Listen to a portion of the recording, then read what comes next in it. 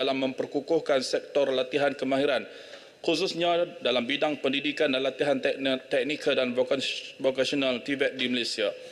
Pastinya ramai individu yang telah memperolehi manfaat serta pengalaman dalam mendapatkan pengiktirafan melalui pensijilan kemahiran ini. Justru itu soalan daripada Padang Terap, sejauh manakah perancangan kerajaan sekarang untuk mengiktiraf SKM agar ia setaraf dengan sijil pelajaran Malaysia SPM dalam usaha untuk meningkatkan kebolehpasaran graduan TVET. Bagaimana pulakah dengan perkembangan terkini khususnya pembangunan data sistem TVET yang bersepadu merentas kementerian? Selain itu, apakah status terkini memorandum kerjasama transformasi program pendidikan dan latihan teknikal dan vokasional TVET antara JLC dan swasta yang bertujuan untuk meningkatkan kebolehpasaran lepasan TVET dengan kadar gaji yang relevan dan sesuai mengikut kemahiran? Apakah perancangan kerajaan bagi mengimbangi kadar migrasi pekerja belia daripada luar bandar ke bandar yang mencari peluang pekerjaan dalam TVET yang dianggap lebih lumayan pendapatannya? Sekiranya pelajar TVET tidak berhijrah ke luar bandar, pastinya ia akan membantu sektor pekerjaan dalam industri di desa. Yang terakhir, Puan Pengerusi, Butiran 040500 Majlis Perundingan Gaji Negara. Dalam belanjawan ini kita melihat berlaku peningkatan peruntukan bagi Majlis Perundingan Gaji Negara daripada RM950,000 kepada RM1.2 juta. Sejauh manakah keterlibatan Majlis Perundingan Gaji Negara dalam menangani isu pekerja kontrak termasuk tunggakan gaji pekerja pembersihan dan kawalan keselamatan di sekolah seperti yang digesa oleh Kongres Kesatuan Sekerja Malaysia MTUC sebelum ini yang menyebut tunggakan gaji yang dialami kira-kira hampir lebih 100,000 pekerja pembersihan dan kawalan keselamatan di sekolah sejak 1 Mei 2022. Apakah bentuk mekanisme penyelarasan yang akan dibuat dari segi penyelarasan gaji minimum pekerja yang sedia ada serta dasar gaji progresif yang akan dibentangkan kelak? Terima kasih, Puan Pengerusi. Terima kasih Yang Berhormat Padang Terap. Saya jemput Yang Berhormat Tenggara. Terima kasih Puan Pengerusi. Bismillahirrahmanirrahim. Saya terus kepada butiran 020000 pembangunan modal insan daripada 372 juta naik kepada 403 juta. Butiran 0200 pembangunan tenaga manusia naik juga ke 332 juta dan butiran 02200 pembangunan kemahiran dan pengiktirafan daripada 67 juta naik ke 71 juta. Saya ucap tahniah dan syabas kepada Kementerian Sumber Manusia tentang usaha ini. Program pendidikan dan latihan teknikal vocational TVET ini adalah satu perkara yang amat penting dalam pembangunan modal insan dalam menerapkan latihan terutamanya kepada insan muda Malaysia dan telah menjadi perkara yang didendangkan, diberitahu, dimaklumkan bahawa mestilah mencakupi amalan-amalan baru termasuklah dengan penglibatan secara jelas pihak industri dalam sektor latihan. Ia disebut dalam RMK 12 kajian separuh penggal sebagai Academy in Industry ataupun Industrialmanship. Jadi Tenggara ingin bertanya, berapakah sebenarnya peruntukan untuk TVET ini secara khusus, sebab mengkaji tentang dokumen yang ada ni tak jumpa perkataan TVET itu dengan spesifik lah. Cuma kita nak tahu berapakah keseluruhan peruntukan untuk TVET ni dan kerana apa? Kerana pembangunan TVET negara ini, sementara pula Kementerian Sumber Manusia sebagai setiausaha kepada Majlis TVET negara adalah agenda yang utama dan amat penting lah dalam menala kemaraan kerajaan madani ini, dan ia sangat menjadi signifikan kerana generasi muda sebenarnya dahagakan kepada latihan untuk menjadi pekerja mahir ataupun separa mahir lah. Dan Tenggara juga ingin bertanya, berapakah sasaran pelajar yang akan dihasilkan melalui peruntukan tahun 2024 ini, dan mohon kementerian kalau tak dapat jawab secara masa penggulungan nanti mungkin boleh sediakan secara bertulis perincian jumlah sasaran mengikut pecahan bidang yang ditawarkan, dan apakah bentuk-bentuk kursus yang disediakan, kursus ataupun program latihan untuk meningkatkan kemahiran para pekerja sedia ada termasuk dengan reskilling dan upskilling. Saya ingin berkongsi sedikit, Puan Pengerusi dan Yang Berhormat Menteri telanjur ada di sini. Pagi tadi saya melihat pemeteraian MOU antara Majlis Belia Malaysia dan Reskill EduTech, di mana usaha sama ini kelak akan membawa satu kaedah latihan yang baharu kepada generasi muda di Malaysia, di mana mereka menggunakan platform maya dengan harga serendah $1 sebulan. Maka para pekerja, harapannya lah para pekerja di sektor-sektor industri terutamanya yang ingin menambah pengetahuan dan mempertingkatkan kemahirannya boleh menggunakan khidmat portal yang disediakan itu di bawah gerak kerja Reskill EduTech ini dan mendapat keabsahan tentang ilmu itu ataupun kemahiran yang dipelajarinya melalui online ini daripada 4 buah negara asing lah, termasuk United Kingdom. Jadi dalam peruntukan yang ada pada 2024 ni dan kita menuju kepada era digitalisasi, mungkin pihak Kementerian Sumber Manusia boleh melihat pendekatan-pendekatan seumpama ini dengan kolaborasi yang tuntas daripada yang Majlis Belia Malaysia misalnya. Jadi boleh kita menjangkau, melangkaui lebih ramai lagi pekerja-pekerja kita sedia ada di sektor-sektor industri supaya terlatih sama ada upskilling ataupun reskilling, supaya dengan itu produktiviti boleh meningkat dan kita boleh bersaing dengan negara-negara asing. Seterusnya, Puan Pengerusi, butiran 030200 keselamatan dan tahap kesihatan pekerja daripada 133 juta naik ke 135 juta. Terima kasih dan tahniah terhadap kepada PKSO yang selama ini telah sebaik mungkin memastikan kebajikan para pekerja. Setakat semalam saya meneliti 277 orang daripada 533 pemohon faedah sistem insurans pekerja SIP ini telah berjaya, dan bekas pekerja My Airline yang tertindas juga telah diambil pedulilah melalui skim PKSO ini.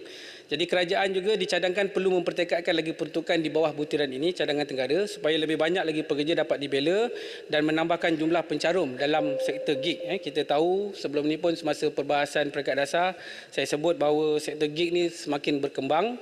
Jadi Tenggara ingin bertanyakan berapakah jumlah pekerja dalam sektor gig berdaftar dengan PKSO secara sukarela untuk mencarum setakat ini, dan apakah langkah yang bakal diperkenalkan bagi memastikan pekerja sektor gig ini terus mencarum. Dan sebagai tambahan, satu fenomena baru yang membimbangkan semakin ketara di kebanyakan tempat kerja di bawah butiran 030200 juga ini, iaitu berkaitan dengan kesihatan mental pekerja yang disebut dengan istilah kelesuan pekerja. Laporan kesejahteraan pekerja 2022, 58% pekerja di Malaysia mengaku mereka mengalami kelesuan akibat kerja. Sebab tu saya di unit perancangan ekonomi juga ada kalangan rakan saya yang bekerja di sektor kerajaan pun terpaksa dibawa ke motivasi ataupun sesi-sesi kaunseling kerana mengalami stres. Jadi di bawah butiran ini saya harap Kementerian Sumber Manusia ada merangka program ataupun kursus agar majikan memahami kesihatan tenaga pekerja mereka sekaligus memudahkan mereka mengenal pasti gejala kemerosotan kesihatan mental seperti depresi dan kebimbangan, supaya produktiviti dapat digegarkan dan Malaysia boleh kekal sebagai imej negara yang sejahtera. Itu saja Puan Pengerusi. Terima kasih. Terima kasih Yang Berhormat Menteri. Terima kasih Yang Berhormat Tenggara. Saya jemput Yang Berhormat Kubang Pasu. Terima kasih Yang Berhormat Pengerusi. Pertamanya saya nak menyentuh beberapa butiran dalam anggaran perbelanjaan Kementerian Sumber Manusia. Keseluruhan anggaran perbelanjaan meningkat 8.1% iaitu 110 juta. Anggaran perbelanjaan pembangunan menunjukkan peningkatan 66 juta ataupun 12.9%. Peningkatan yang amat signifikan. Di bawah maksud bekalan 46, butiran 02000, pembangunan modal insan naik 8.1%. Mohon Menteri maklumkan dan perincikan unsur-unsur kenaikan.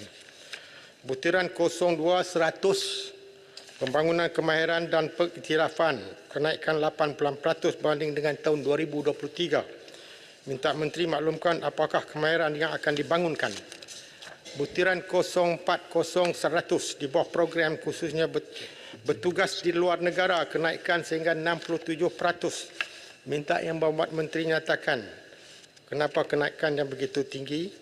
Butiran 04-1200, program hal ehwal kesatuan kerja meningkat 126%. Pohon pencerahan.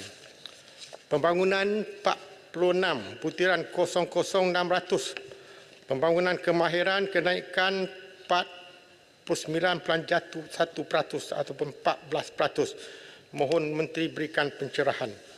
Butiran 07000 naik taraf Institut Latihan Jabatan Tenaga Manusia Sarawak naik 27%. Butiran 0404 program daya saing negara 3 juta akan dibelanjakan. Mohon maklumkan apakah program yang akan dilaksanakan. Butiran 09510 Institut Latihan Perindustrian Labuan kenaikan 3.1 juta ataupun 33%. Mohon pencerahan. Butiran 95,000 PPP PFI kenaikan 94%. Mohon penjelasan. PPP PFI untuk apa dan mengapa kenaikannya begitu tinggi. Yang berhormat Tan Sri Pengerusi, seterusnya saya ingin menyentuh mengenai TVET ataupun Technical Vocational Education Training. Dalam hubungan ini saya nak bertanya mengenai perkara-perkara berikut. 1. Sejak majlis TVET ditubuhkan, sudah berapa banyak kalikah mesyuarat diadakan? Kedua, apakah kemajuan yang telah dicapai melalui kerjasama pintar dengan pihak industri? Adakah memorandum persetujuan MOA telah dimeterai antara 10 pemain industri seperti Petronas, DRB dan sebagainya dengan pihak kerajaan? Jika sudah dimeterai, apakah kemajuan yang dicapai setakat ini? Berapakah institusi yang menawarkan TVET di bawah Kementerian Sumber Manusia? Dan berapakah jumlah pelajar yang sedang mengikuti kursus TVET? Seterusnya, apakah jenis kursus yang ditawarkan khususnya dalam bidang teknikal? Yang berhormat Tan Sri Pengerusi, kajian oleh The Asia Foundation and the Institute of Public Policy Management Universiti Malaya, antara short yang dibuat ialah audit keseluruhan bagi sistem dan program TVET perlu dilaksanakan, mencakupi semua kementerian. Kita tahu 12 kementerian semuanya terlibat dalam TVET dan mengenal pasti bagaimana sistem governance boleh ditambah baik. Keduanya menangani cabaran yang berkait dengan penglibatan industri dalam TVET. Industri sepatutnya diberikan peranan yang lebih besar, prominent role dalam memandu agenda TVET negara. Ketiganya memperbaiki jaminan kualiti TVET, satu sistem jaminan kualiti seperti mana disyorkan dalam kajian separuh penggal RMK 11 perlu dilaksanakan bagi memperkukuhkan kualiti keseluruhan graduan TVET. Kubang Pasu berharap agar kementerian akan mempertingkatkan short berkenaan. Yang berhormat Tan Sri Pengerusi, saya juga ingin mencadangkan supaya pihak kerajaan khususnya Kementerian Sumber Manusia mengambil pengalaman dari negara-negara yang amat berjaya dalam TVET di Eropah umpamanya. Negara yang terbaik ialah Jerman, Austria dan Switzerland. Kita perlu membuat benchmark ataupun tanda aras bagi mengukur tahap kejayaan TVET di Malaysia. Seterusnya saya nak bercakap berhubung dengan EdTech Kulim Yang Amat Menteri. Berpotensi untuk menjadi institusi TVET yang besar buat masa ini. Pengambilan pelajar hanyalah 560 orang sahaja. Sebelum 2023, intake diambil hanya daripada ILP dan ataupun lepasan SKM. Tapi sekarang, ini nama baikkan EdTech Kulim mula mengambil lepasan SPM. Kampus EdTech mempunyai tanah yang luas dan ada lagi 50 ekar tanah yang masih belum digunakan, yang boleh digunakan untuk menambah kapasiti ke tahap yang lebih tinggi, mungkin lebih daripada 1,000 orang pelajar dan sebagainya. Lokasi dan strategik EdTech Kulim terletak dalam kawasan perindustrian dalam dan luar Taman Teknologi Tinggi Kulim. Ia juga tidak jauh dari Pulau Pinang. EdTech Kulim mampu menjadi sumber tenaga mahir teknikal bagi industri pembuatan di Kulim dan juga Pulau Pinang. Saya mencadangkan supaya bajet 2025 nanti akan memasukkan projek pembesaran EdTech Kulim.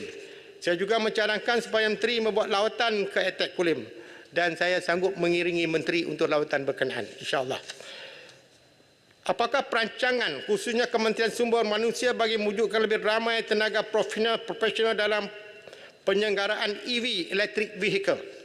Akhir sekali, yang berhormat Tan Sri Pengerusi, Kementerian Sumber Manusia mempunyai peranan yang penting dalam capacity building dan pembangunan sumber manusia.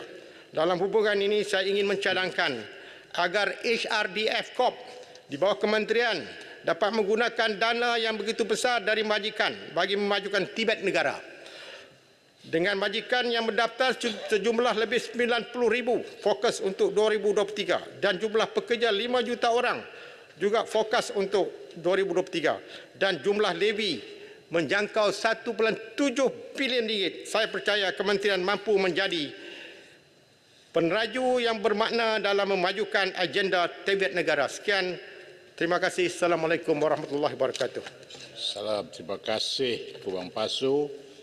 Sekarang saya jemput Kota Melaka. Terima kasih Tan Sri Pengerusi. Tan Sri Pengerusi, saya merujuk kepada butiran bekalan 040000 program khusus dan juga termasuk 040700 dan 040600 program latihan kemahiran. Di mana kita sedia maklum kementerian ada menganjurkan banyak pelbagai latihan untuk pelbagai bidang. Dan di sini saya ingin mencadang kepada kementerian supaya kita tumpukan kepada latihan bagi bidang maritim. Ya, kenapa saya kata begitu? Saya lihat ini ada dalam sektor ini dia ada banyak peluang pekerjaan dengan pendapatan yang tinggi. Di mana terutamanya kita lihat industri logistik marine, terutamanya daripada sektor oil and gas, ya, mereka memerlukan ramai pekerja mahir dalam bidang ini. Jadi saya nak cadang kepada kementerian supaya kita anjurkan lebih banyak latihan untuk anak muda kita supaya mereka boleh menjawab jawatan yang lebih tinggi sebagai pegawai ataupun jurutera dalam bidang tersebut untuk mereka mendapat pendapatan yang lebih tinggi. Dan untuk maklumat, menurut angka yang saya dapat, lebih kurang 45% daripada kerja-kerja ini sekarang adalah dijawat oleh orang asing. Ya, jadi ada aliran keluar lebih kurang 500 juta setahun. Jadi dalam hal ini saya harap supaya kementerian dapat menumpukan kepada bidang maritim ini. Itu yang pertama. Yang kedua, saya merujuk kepada butiran 030500 Mahkamah Perusahaan. Di mana saya ingin minta supaya menteri boleh maklum kepada Dewan berapa bilangan kes pekerja yang telah berjaya menang dalam Mahkamah Perusahaan tetapi masih lagi tidak dapat pampasan daripada majikan. Dan bagaimanakah kementerian ingin membantu pekerja-pekerja tersebut untuk memastikan majikan patuh kepada keputusan mahkamah. Seterusnya saya merujuk kepada butiran 030300 hak ehwal kesatuan sekerja. Seperti yang kita maklum, MTUC merupakan kesatuan sekerja yang terbesar di Malaysia dan kita semua tahu terdapat krisis kepimpinan MTUC telah berarutan lebih kurang 5 tahun dan masih belum lagi selesai. Apakah usaha pihak kerajaan untuk menyelesaikan pertikaian pimpinan mereka ini? Sebab kita lihat keputusan pemilihan MTUC pada tahun 2022 juga sekarang telah tidak sah. Jadi bagaimana kita nak pastikan MTUC ini dapat berfungsi untuk mempertahankan hak-hak golongan pekerja? Sudah pasti peranan kementerian untuk memastikan MTUC ini dapat berkembang ataupun beroperasi dengan lebih sihat. Seterusnya saya merujuk kepada butiran 030200 keselamatan dan kesihatan pekerjaan. Saya merujuk kepada skim keselamatan sosial suri rumah. Di mana pada waktu sekarang hak umur untuk suri rumah mendapat perlindungan daripada skim ini ialah maksimumnya kepada umur 55 tahun. Jadi di sini saya ingin mencadang kepada pihak kementerian supaya kita jangan ada hak umur. Sebab suri rumah tu lebih daripada 55 tahun ramai lagi golongan wanita adalah suri rumah. Jadi dengan hak tersebut barangkali adalah salah satu sebabnya kenapa dia tidak mendapat sambutan daripada orang ramai. Kalau mengikut angka yang dibekalkan hanya sekadar 197,000 suri rumah yang mengambil skim ini. Dan seterusnya saya ingin memberi kepujian kepada pihak kerajaan kerana skrim keselamatan sosial pekerjaan sendiri, di mana kali ini dalam bajet untuk tahun 2024 telah diumumkan di mana kerajaan akan memberikan subsidi sebanyak 90% bagi salah satu daripada pakej tersebut, iaitu pencarum hanya perlu bayar RM23.30 sahaja. Dia tanya kepada pihak kementerian. Seterusnya, yang paling akhir, saya merujuk kepada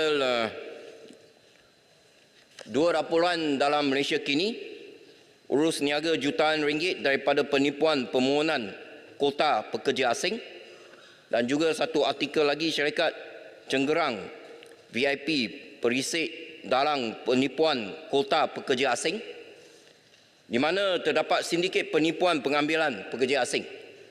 Dan dalam artikel tersebut telah menamakan 6 syarikat terlibat dalam sindiket penipuan ini, di mana mereka menggunakan dokumen palsu untuk dapat kelulusan kota memasukkan pekerja asing.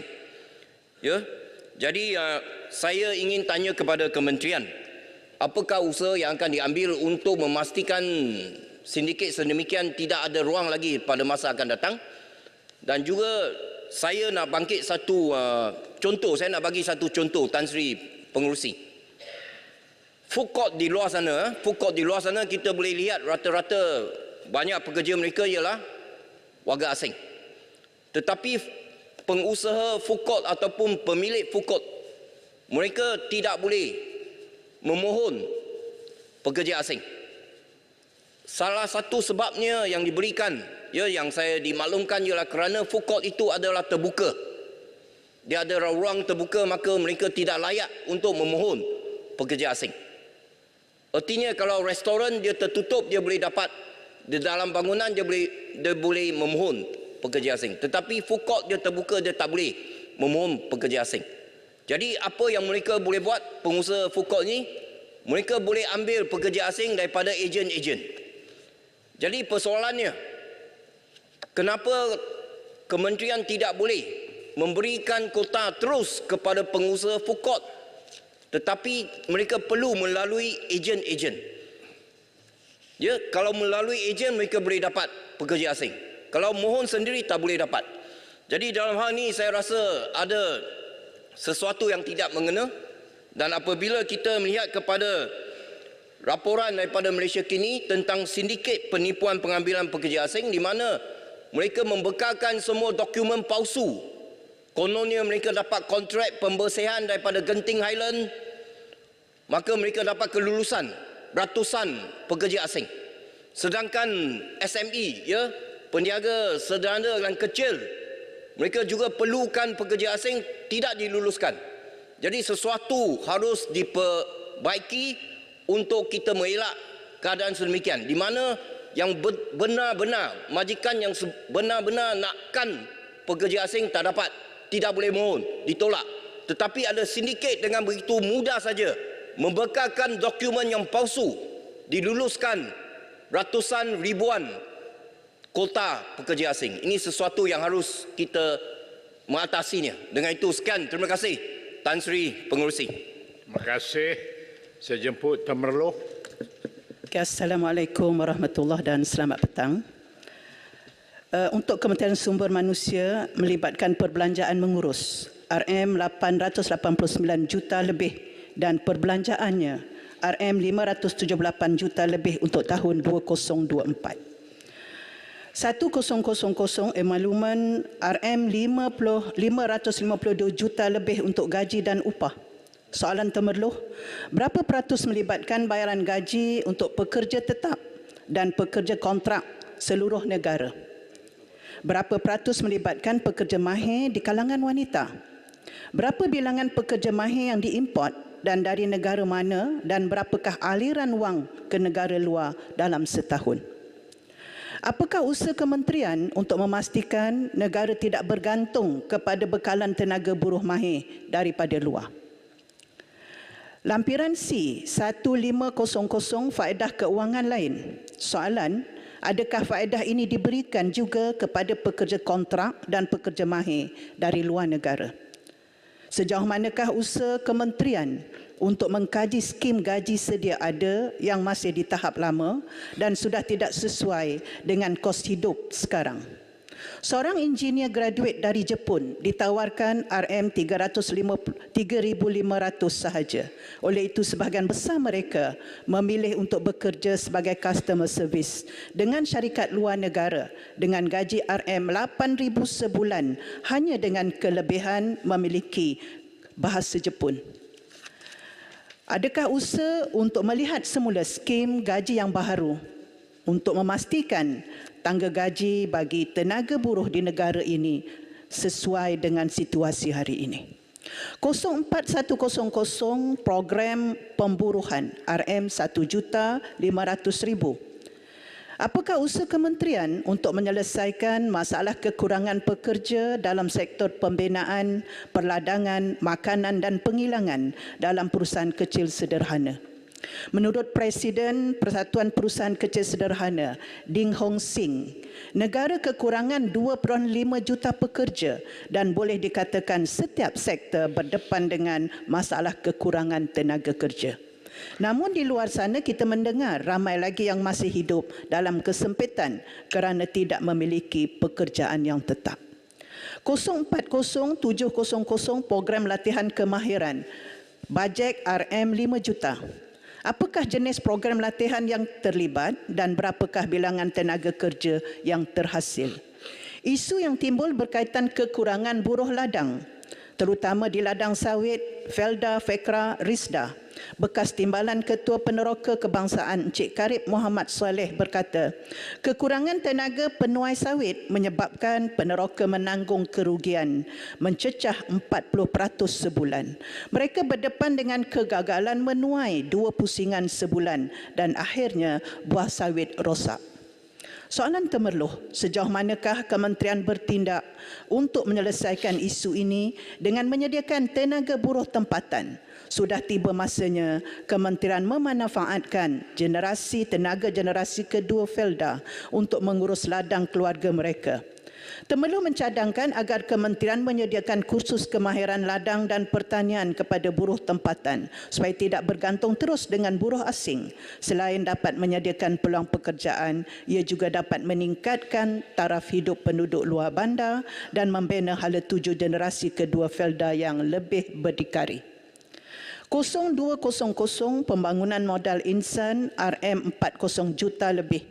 Temerloh ingin tahu, adakah pembangunan tenaga manusia ini juga termasuk untuk membentuk pekerja yang lebih berintegriti, jujur, bertanggungjawab serta bebas daripada rasuah? Sudah tiba masanya pembangunan tenaga manusia tidak saja tertumpu untuk kemahiran teknologi semata-mata. Seharusnya setiap tenaga pekerja dipastikan ada moral yang tinggi.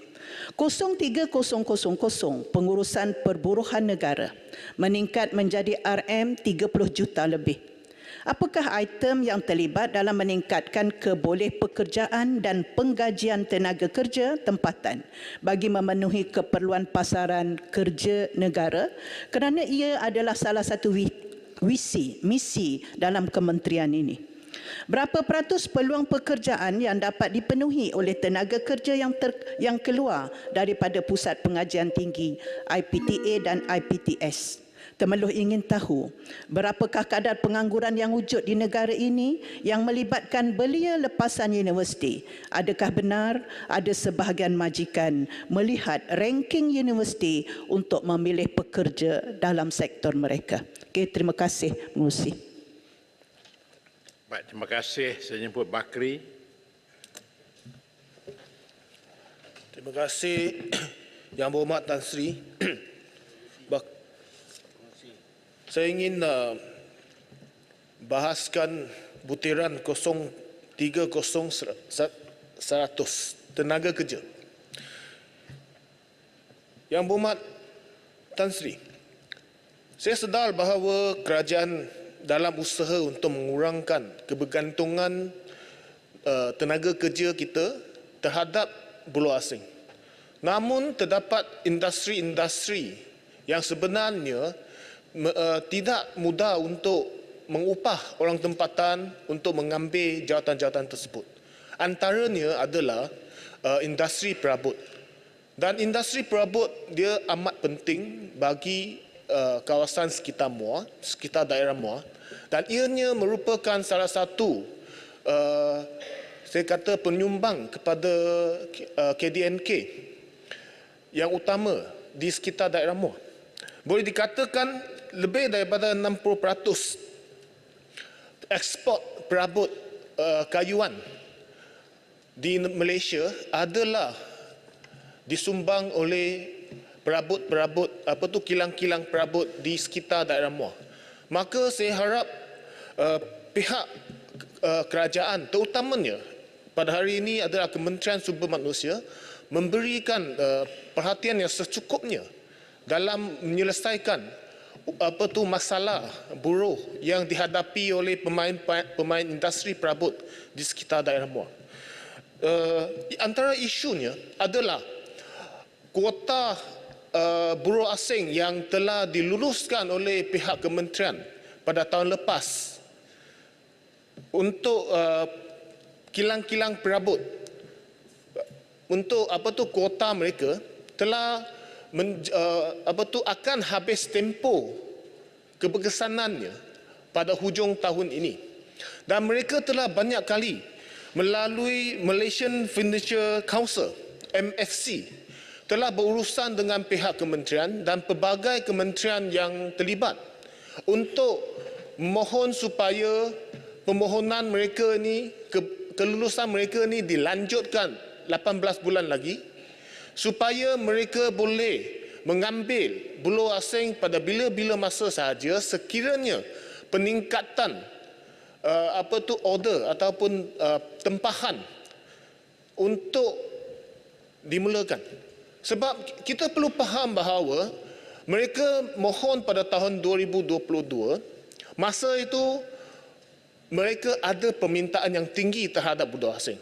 Tetapi mandangkan order atau tempahan yang telah mengurang secara mendadak dalam setahun dua ini, mereka terpaksa memberhentikan pengambilan buruh asing. Tetapi penangguhan ini bukan selama-lamanya. Sebab kita mengharapkan supaya ekonomi negara kita akan meningkat, maka serupa juga pemain-pemain industri juga ada jangkaan tersebut. Maka saya harap pihak kementerian boleh memberikan respon yang positif terhadap permintaan ini, dan sebab tinggal sebulan lebih saja, iaitu kelulusan mereka akan habis tempoh pada hujung tahun ini, iaitu 31 Disember. Saya harap menteri ada hari ini boleh memproses ataupun memberikan kelulusan lanjutan tempoh untuk buruh asing, kota buruh asing untuk kilang-kilang perabot ini.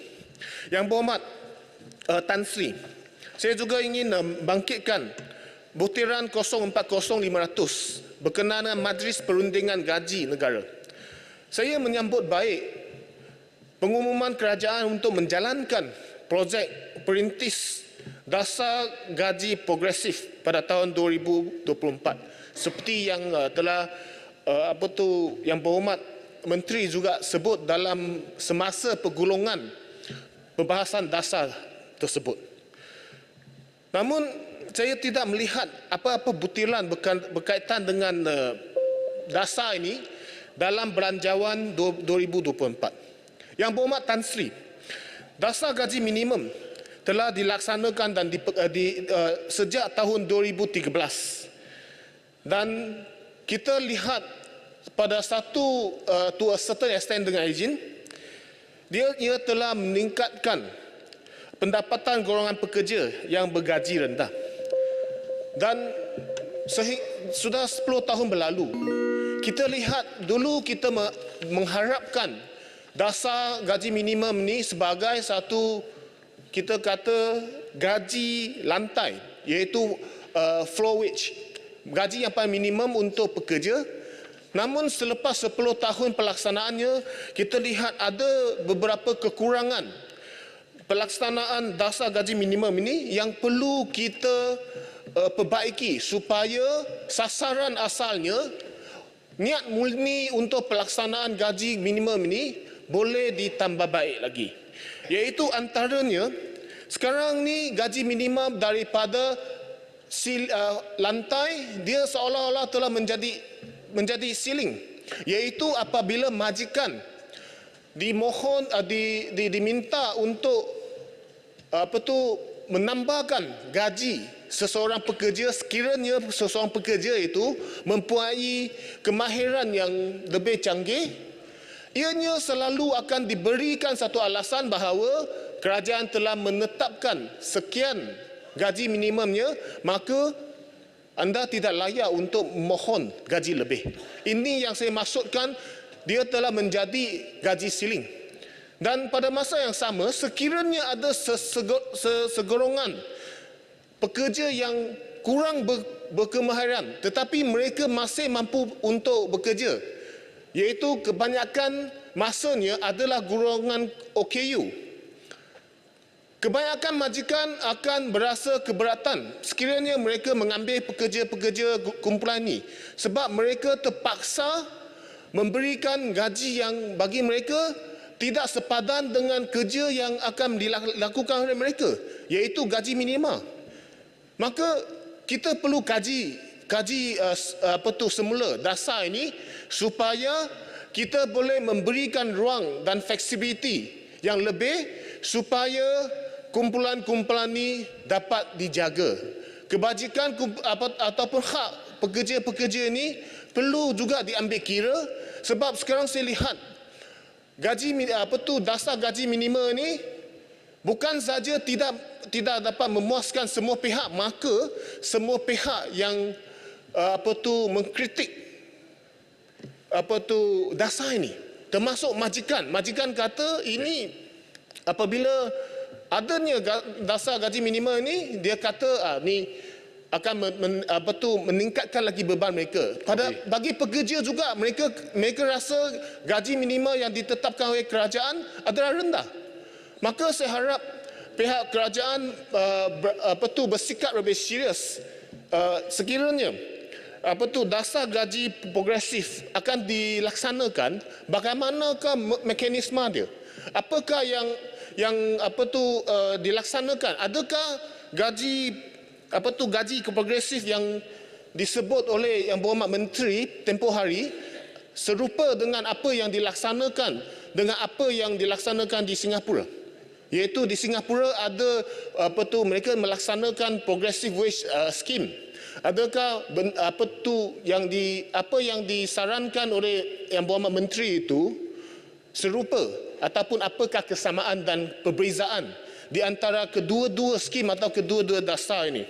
Memang baik. Memang baik saya lihat dasar gaji progresif ini adalah pelengkap kepada dasar gaji minima, tetapi dari segi pelaksanaannya, dari segi butirannya, saya rasa Dewan Mulia ini memerlukan penjelasan yang lebih banyak supaya sama-sama kita menggerakkan dan sama-sama kita tambah baik kebajikan golongan pekerja. Sekian, terima kasih. Baik, terima kasih Bakri. Saya sebut sahabat bernam. Assalamualaikum dan selamat sejahtera, selamat petang. Yang Berhormat Tan Sri Pengerusi, terlebih dahulu kita sama-sama mengucapkan semoga mangsa-mangsa banjir di pantai timur yang mula melanda beberapa bandar dapat bersabar. Semoga banjir yang turun pada kali tahun ini tidaklah seteruk sebelum ini dan masa-masa banjir dapat perlindungan yang sepatutnya. Sahabat bernam terus kepada butiran 020000 Pembangunan Modal Insan. Sub-butiran 020100 Pembangunan Sumber Manusia. Sahabat bernam ingin tahu berapa ramai penjawat awam yang masih berstatus pekerja luar, pekerja sambilan, pekerja lantikan sementara dan pekerja perlantikan kontrak yang masih ada hingga sekarang ini dalam pelbagai kementerian dan jabatan kerajaan, dan apakah masalah yang dihadapi oleh kementerian atau jabatan-jabatan kerajaan untuk menyerapkan mereka ini ke jawatan tetap, kerana setengahnya sudah bertahun-tahun bertugas dan mahir menjalankan tugas yang diamanahkan kepada mereka.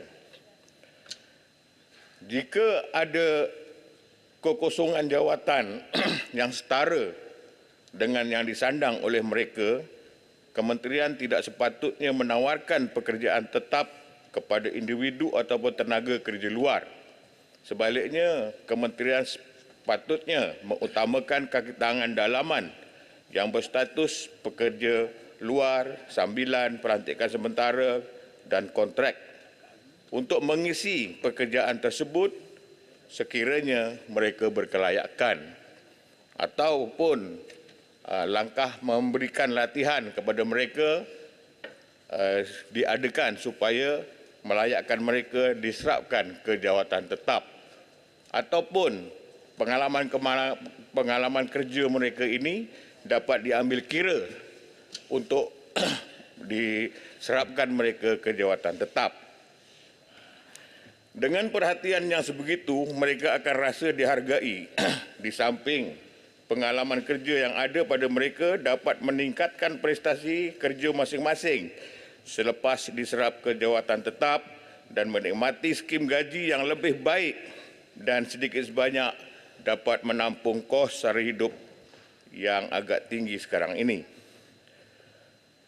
Seterusnya, Tan Sri Pengerusi Butiran 040000 program khusus Sub-Butiran 040700 program latihan kemahiran yang suatu ketika dahulu Sub-Butiran ini bertajuk Karnival Kerjaya, tetapi sekarang sudah tidak ada lagi Karnival Kerjaya.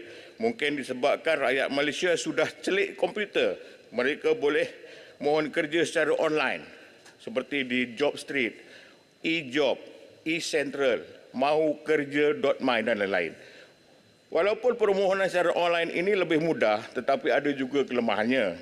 Sahabat Bernam ingin tahu, adakah tragedi mangsa sindiket penipuan pekerjaan di beberapa negara yang melibatkan rakyat Malaysia sebelum ini juga hasil daripada permohonan secara online?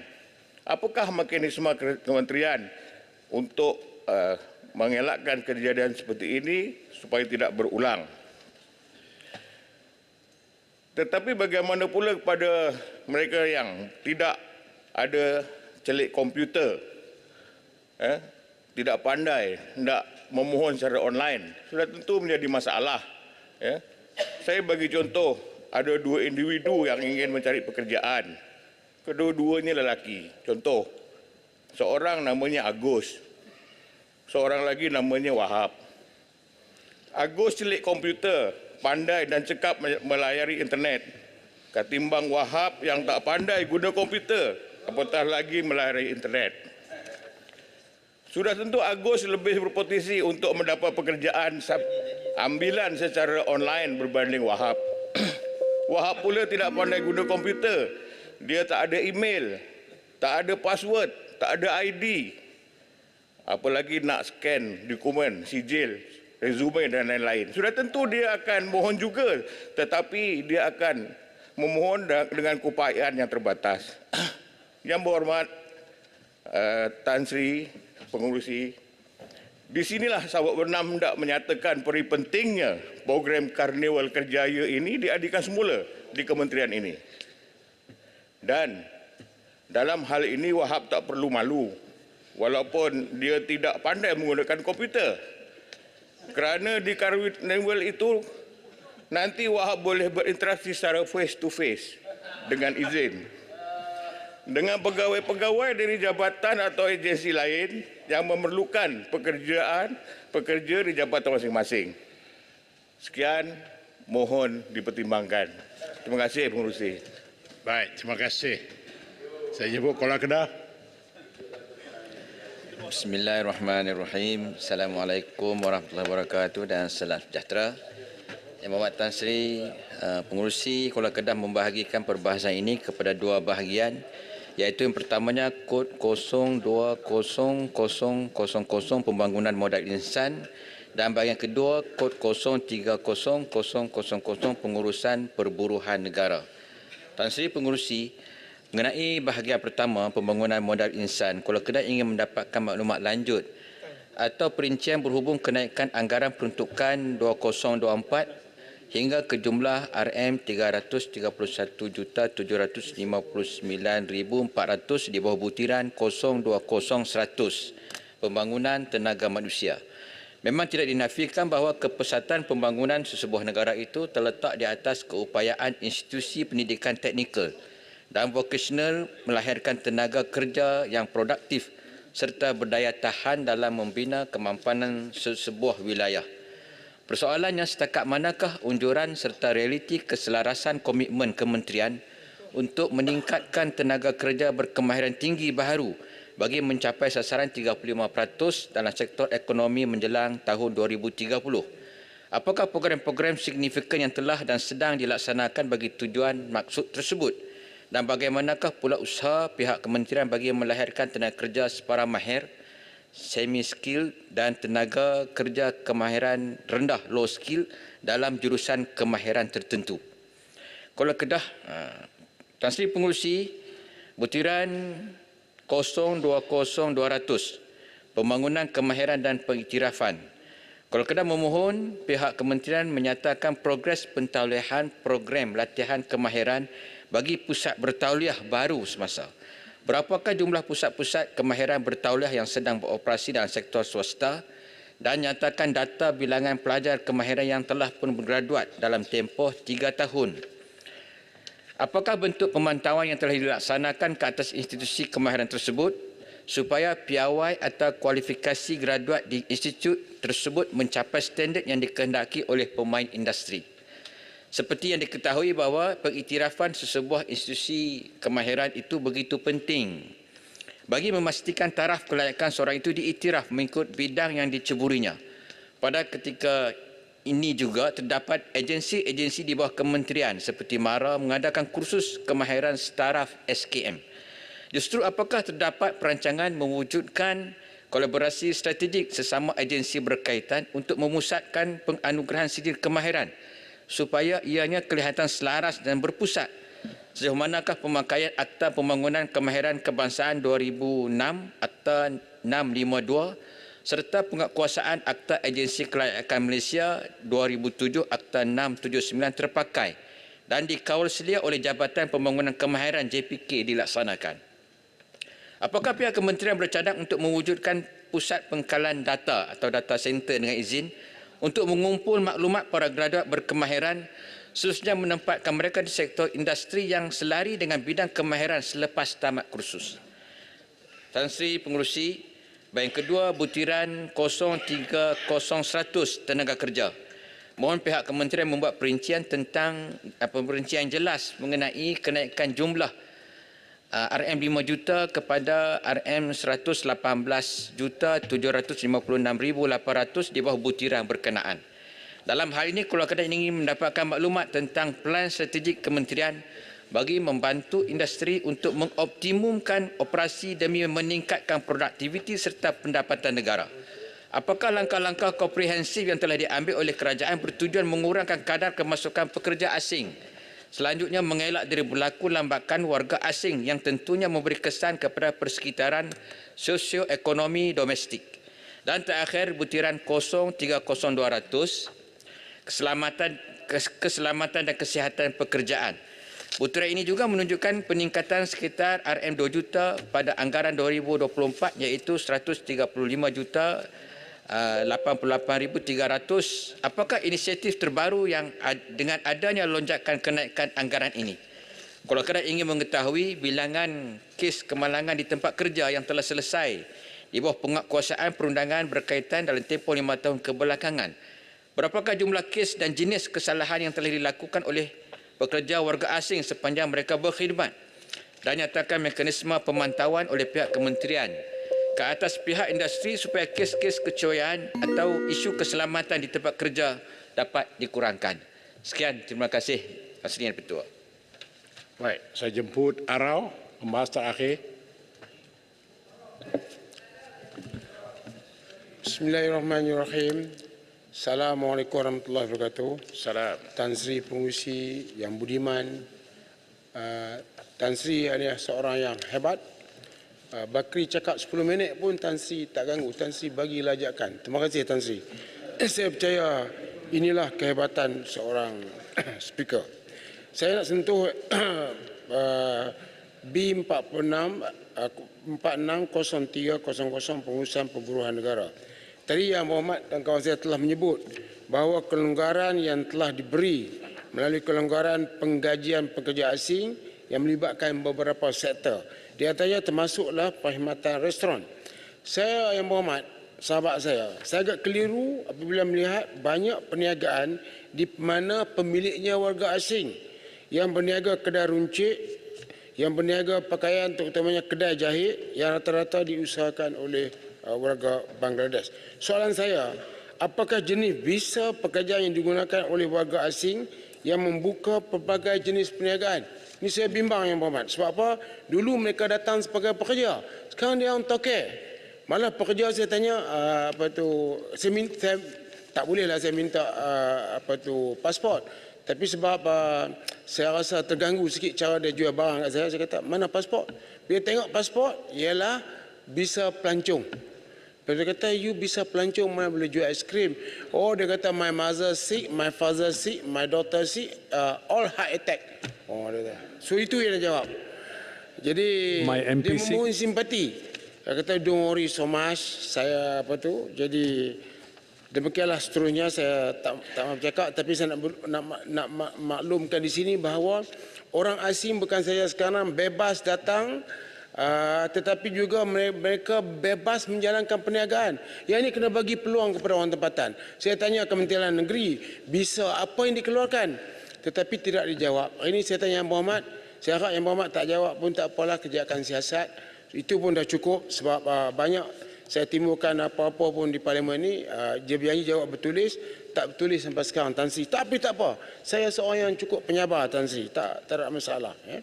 Ramai, jadi saya ingin bertanya pada Yang Berhormat yang kedua, apakah penambahbaikan dari segi mekanisme pemantauan oleh pihak kementerian terhadap pelan-pelan kelonggaran penggajian pekerja asing yang sedia ada bagi memastikan sasaran hanya 15%. Ramai pekerja asing yang bekerja dalam sektor pekerjaan sukar dan berbahaya bukan kerana Malaysia memilih pekerjaan, tetapi majikan yang suka mengambil pekerja asing. Ini majikan Yang Berhormat, yang mereka rasa selesa dan mereka melanggar atau pekerjaan ataupun ordinan buruh. Jadi apakah bentuk intervensi pihak kementerian dalam usaha memastikan kebajikan golongan pekerja terjamin merangkumi aspek kesihatan, kebersihan serta keselamatan tempat bekerja. Saya ingat 30 Oktober yang lalu Yang Berhormat, menurut Jabatan Tenaga Kerja Semenanjung Malaysia, hanya 50% majikan di Semenanjung Malaysia mematuhi atas standard minimum perumahan, penginapan dan kemudahan pekerja 1990. Yang Berhormat, akhir sekali, sebab saya kena patuh, sebab Tan Sri baik, saya akan jadi lebih baik.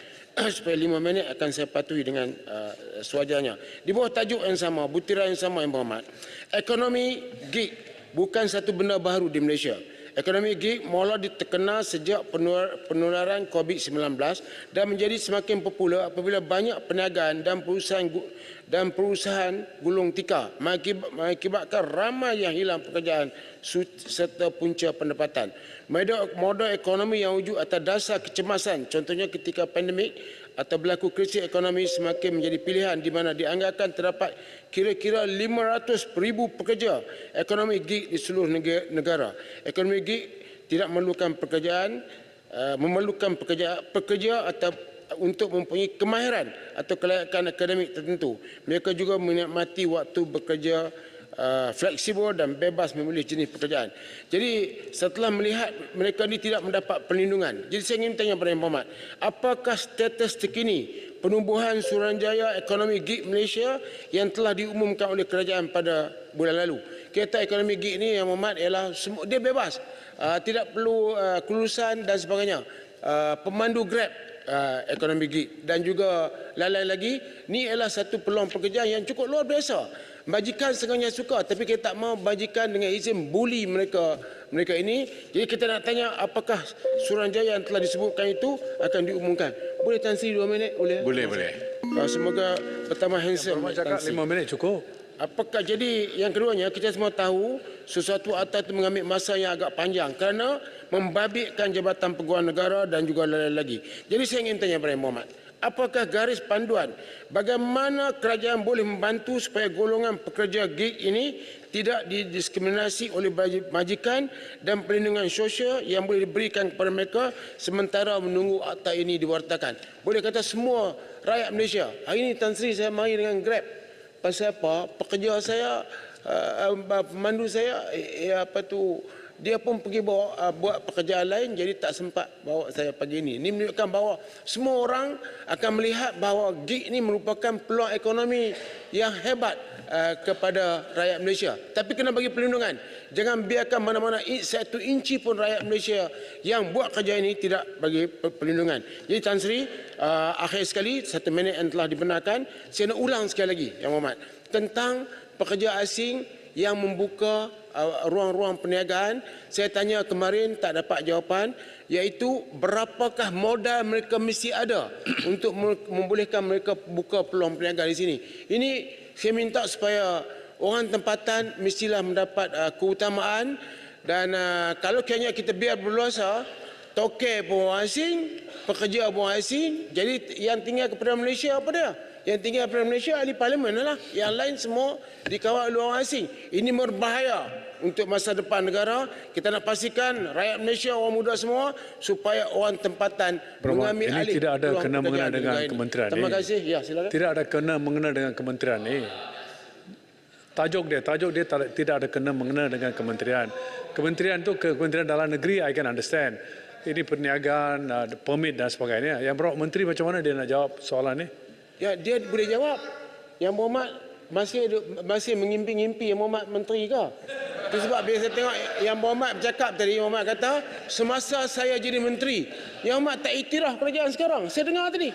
Yang Muhammad kata, semasa saya jadi menteri, benda ni tak berlaku. Jadi Yang Muhammad nak sebut bahawa Yang Muhammad jadi menteri hebat. Yang ni tak hebat. Yang ni lagi hebat, Yang Muhammad.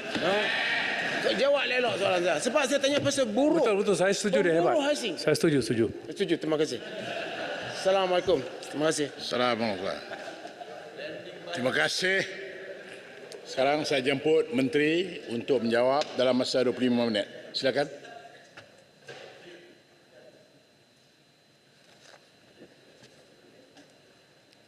Terima kasih Tuan Pengerusi. Salam sejahtera dan salam Malaysia Madani.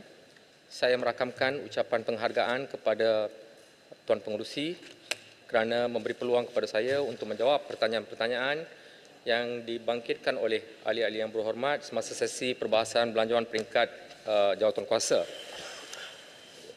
Saya juga mengucapkan terima kasih kepada seramai 17 orang ahli yang berhormat yang telah membangkitkan banyak pertanyaan, isu dan cadangan berkaitan Kementerian Sumber Manusia sepanjang sesi perbahasan ini.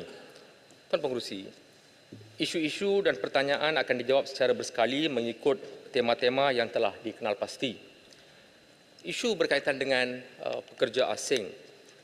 Yang berhormat Ipoh Barat, yang berhormat Klang, yang berhormat Padang Terap, yang berhormat Pedang, yang berhormat Pasir Gudang, yang berhormat Kubang Krian telah membangkitkan banyak isu-isu berkaitan dengan pekerja asing.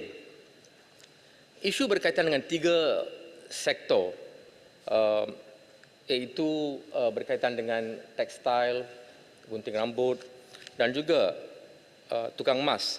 Untuk makluman Dewan Yang Mulia, status terkini permohonan dan kelulusan terkini bagi pekerja asing di bawah 3 subsektor tersebut bagi tempoh 16 Oktober 2023 sehingga 15 November 2023, JTKSM telah menerima sebanyak 329 permohonan kelulusan awal menggaji pekerja asing di bawah Seksyen 60K Akta Kerja 1955 bagi 3 subsektor perkhidmatan tersebut. Daripada jumlah tersebut, Sebanyak 286 permohonan telah diselesaikan dengan sebanyak 121 permohonan diluluskan dan sebanyak 165 permohonan ditolak. Penolakan tertinggi adalah disebabkan kesalahan di bawah Akta 446 iaitu melibatkan sebanyak 107 permohonan. Baki sebanyak 43 permohonan masih dalam tindakan JTKSM. Majikan yang telah mendapat kelulusan JTKSM perlu hadir sesi temuduga di One Stop Center KSM untuk proses kelulusan kota selanjutnya.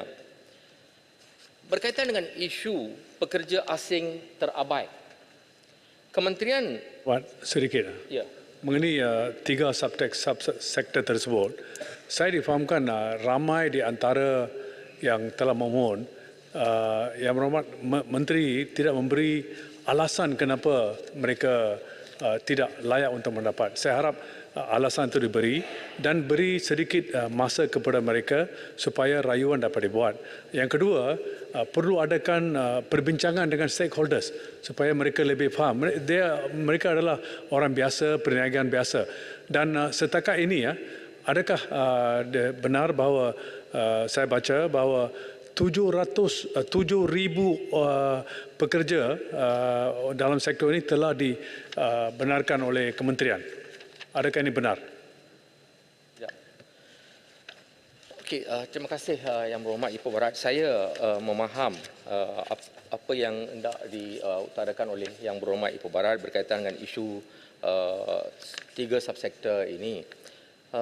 Untuk makluman Yang Berhormat, pada awalnya permintaan daripada industri daripada tiga-tiga subsektor ini adalah sebanyak 15,000.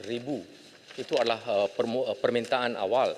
Tetapi kerajaan telah meluluskan supaya kita memberikan kuota sebanyak 7,500. Telah hanya separuh yang telah diluluskan. Oleh yang demikian, untuk ketiga-tiga subsektor ini, mereka juga dikawal selia oleh Kementerian Perdagangan Dalam Negeri sebagai agensi kawal selia dan mereka juga mempunyai beberapa syarat yang telah pun ditetapkan. Dan apabila mereka membuat permohonan awal, agensi kawal selia ini akan melihat kepada sama ada mereka menepati semua syarat-syarat yang telah pun ditetapkan. Dan syarat-syarat ini sebahagian besarnya bukan ditetapkan sekarang, ini adalah syarat-syarat yang sedia ada. Jadi kita nak lihat sama ada daripada 7,500 kuota yang telah diberikan, berapa ramai yang sebenarnya boleh memenuhi syarat-syarat tersebut. Sebab permintaan awal adalah 15,000. Kalau permintaan itu adalah 15,000, saya rasa mereka yang boleh memenuhi syarat-syarat itu dalam lingkungan 7,500 dan mereka akan dapat kuota tersebut. Tetapi seperti mana yang disarankan oleh Yang Berhormat Ipoh Barat, pertimbangan akan dibuat. Selepas melihat kepada keseluruhan berapakah permohonan sebenarnya yang masuk dan kalau mereka tak layak disebabkan oleh syarat-syarat tertentu, maka kita akan melihat semula untuk mempertimbangkan bagi mereka yang tidak layak. Dengan izin, ketiga-tiga perniagaan ini mengalami situasi tenat, kekurangan pekerja. Bolehkah saya cadangkan seperti yang kita buat dulu, di mana kita ada satu open day untuk semua majikan yang hendak memohon atau telah memohon berjumpa dengan Yang Berhormat Menteri sendiri di pejabat supaya usaha dibuat untuk mempercepatkan proses tersebut? Boleh Yang Berhormat, tidak ada masalah untuk saya berjumpa dengan ketiga-tiga subsektor ini. Tapi untuk makluman Yang Berhormat, seperti mana yang saya sebut tadi, setakat ini hanya 329 permohonan yang telah dibuat. Walaupun kita dah mengatakan bahawa terdapat 7,500 pembukaan kuota, tetapi setakat ini yang membuat permohonan adalah agak rendah. Jadi mungkin seperti yang dicarangkan oleh Yang Berhormat, kita boleh adakan satu sesi libat urus dengan ketiga-tiga subsektor ini untuk melihat semula apakah masalah yang mereka hadapi sehingga kan mereka ramai yang tidak memohon. Pada awalnya seperti mana yang kita tahu, mereka memberikan satu jumlah yang agak besar. Ada yang mengatakan 30,000 dan kemudian telah turun kepada 15,000 dan akhirnya apa yang diluluskan oleh kerajaan 7,500, tapi permohonan hari ini kita lihat hanya 329. Jadi ada sesuatu yang tidak kena dan mungkin cadangan yang berhormat Ibu Barat itu saya terima kita boleh adakan sesi libat urus dengan ketiga-tiga subsektor ini. Terima kasih yang berhormat. Berkaitan dengan isu pekerja asing terabai, kementerian ini mungkin terdapat kebarangkalian berlakunya pekerja asing terabai susulan pemalsuan dokumen sokongan semasa majikan mengemukakan permohonan kuota pekerja asing.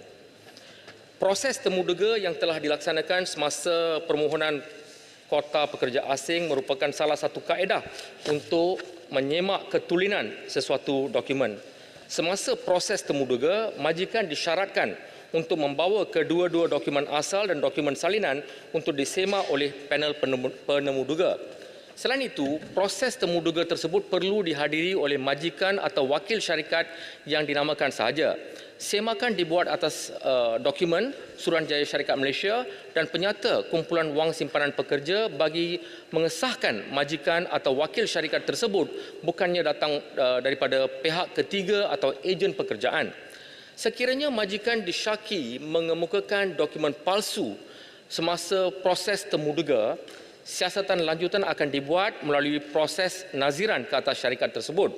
Jika terbukti dokumen yang disertakan adalah palsu, permohonan tersebut akan ditolak dan majikan akan diberi teguran.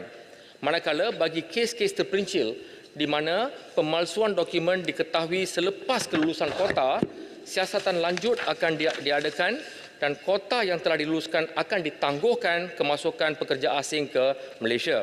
Antara langkah-langkah yang diambil oleh kerajaan untuk mengurangkan kebergantungan negara kepada pekerja asing di bawah 3 subsektor seperti mana yang ditanyakan oleh Yang Berhormat Kelang untuk tekstil, gunting rambut dan emas, penguasa perlu sedar bahawa kebenaran menggajikan pekerja asing bagi 3 subsektor ini adalah bersifat one-off.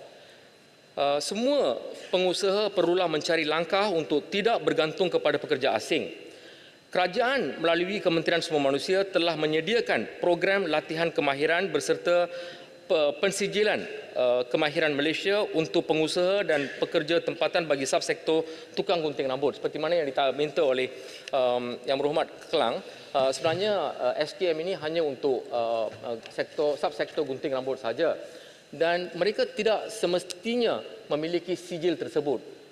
Syaratnya ialah sekurang-kurangnya mereka telah membuat permohonan untuk membuat kursus SKM tersebut. Dengan adanya permohonan tersebut membuktikan bahawa mereka telah membuat permohonan untuk mengikuti kursus itu, menunjukkan bahawa mereka mempunyai komitmen untuk mengikuti kursus tersebut dan itu dijadikan sebagai syarat. Tak semestinya mereka memiliki SKM. Menteri, sedikit. Ya. Terima kasih Tan Sri Pengerusi. Tadi ada kata kalau mereka memberikan dokumen yang palsu, permohonan mereka akan ditolak. Jadi kalau kita merujuk kepada artikel yang disiarkan dalam Malaysia kini, mengatakan 6 syarikat sindiket tersebut, mereka mengemukakan dokumen yang palsu sewaktu mereka membuat permohonan. Contohnya memberikan nombor syarikat yang palsu, memberikan alamat yang palsu, pelanggan yang palsu. Jadi bagaimana pada waktu tersebut pegawai boleh meluluskan permohonan mereka? Saya sedia maklum berkaitan dengan isu yang dibangkitkan oleh Kota Melaka tadi dan memang dalam kes ini satu siasatan yang penuh akan dilakukan oleh kementerian dan saya akan buat pelaporan berkaitan dengan isu berkaitan dengan apa yang dibangkitkan oleh Kota Melaka sebentar tadi. Ya, pada masa ini perkara ini masih dalam siasatan Yang Berhormat. Okay. Sedikit Ahmad. Ya. Saya haraplah saya ada tanya mengenai perkara ini. Adakah Yang Berhormat boleh sahkan ada kelebihan 250,000 pekerja yang datang dari luar negara yang telah dibenarkan oleh dalam sistem kota itu yang sedia ada di negara ini. Adakah ini benar angka itu? Nombor dua, bolehkah Yang Berhormat memandangkan perkara ini di mana ada dikatakan berkaitan dengan korupsi dan sebagainya? Bolehkah Yang Berhormat saya cadangkan bahawa membuat satu ministerial statement seberapa awal yang boleh di Dewan ini? Okey, ini merupakan satu cadangan yang baik, tapi berkaitan dengan sama ada kita mempunyai 200,000 ataupun 250,000 itu saya tidak dapat pastikan pada hari ini, tetapi setakat ini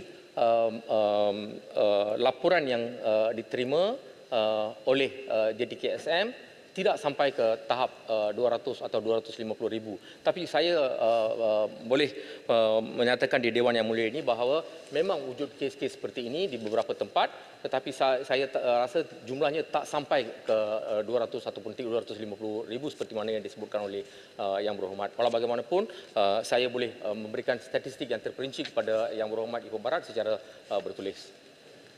Saya ada bangkitkan mengenai Seksyen 60K di mana memberi kuasa kepada kementerian di mana semua majikan di negara ini dipastikan, ini baru digazetkan, di mana Yang Berhormat serta-merta dapat tahu berapa yang telah berdaftar di under this section. Adakah Yang Berhormat angka tersebut sekarang? Ya, saya boleh sediakan angka tersebut kepada Yang Berhormat. Okey.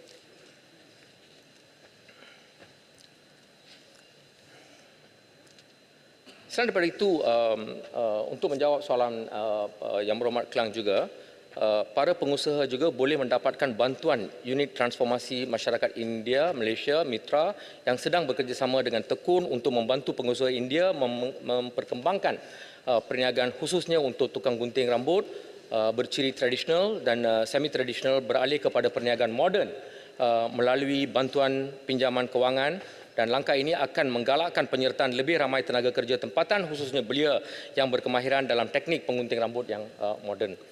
Bagi subsektor textiles dan tukang emas yang corak perniagaan spesifik kepada perniagaan India dan keagamaan, meskipun tiada latihan khusus, namun majikan disarankan untuk menawarkan pakej gaji yang menarik dan mengoptimumkan penggunaan tenaga kerja asing sedia ada yang telah melatih tenaga kerja tempatan. Kementerian ini melalui Perkeso boleh membantu dalam mendapatkan tenaga kerja. Namun begitu, dapatan tenaga kerja tempatan ini akan tertakluk kepada kesediaan pihak pengusaha untuk komited dalam menggajikan pekerja tempatan dengan mengubah dimensi perniagaan yang boleh menarik minat mereka. Ya, Yang Berhormat. Terima kasih Yang Berhormat Menteri kerana jawapannya agak bagus. Tapi namun Yang Berhormat saya percaya sebagai Menteri memang kenal ini tukang emas ini kata kalau mengikut tradisi kaum India memang setiap emas perkahwinan dan sebagai untuk rituality kena dibuat di sini. Dan kita sudah tidak ada pakar-pakar untuk buat perkara-perkara begini. Dan memang mudah untuk menyatakan bahawa pengaji sajalah orang tempatan, tapi sebenarnya pakar-pakar ini sebenarnya tak ada lagi. Sebab ini adalah satu kepakaran yang perlu diturun dari turun-temurun. Maka kalaulah KSM menyediakan latihan khas dengan dana dan sebagainya, ia membantu. Itu sebab kita memohon agar kelulusan untuk warga daripada impor daripada pekerja daripada India itu sangat penting. Terima kasih Yang Berhormat. Terima kasih Yang Berhormat Kelang. Seperti mana yang saya maklumkan awal-awal tadi, kelulusan yang kita berikan kali ini adalah secara one off. Jadi majikan-majikan ini harus bersedia. Kita tidak boleh bergantung untuk selama-lamanya. Jadi mereka kena cari jalan bagaimanakah mereka boleh melatih orang tempatan untuk kerja-kerja yang kita sebutkan tadi. Dan dari segi bantuan untuk latihan dan sebagainya, kita boleh bincang apakah kaedah terbaik untuk melatih mereka di negara kita.